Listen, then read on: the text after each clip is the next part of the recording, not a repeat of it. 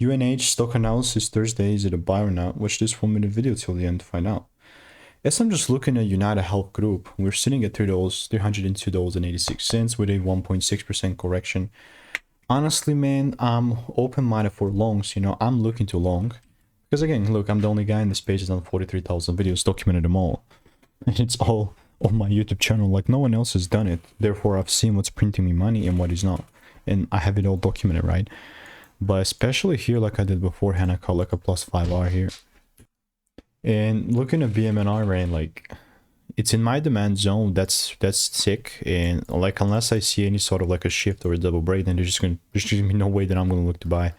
And yeah, especially now, man, like, pull down so nice. I just must see a shift here. If not, if it pulls even lower, then it's a whole different play, but I'll keep you updated for sure. Have a lot of receipts in the disc.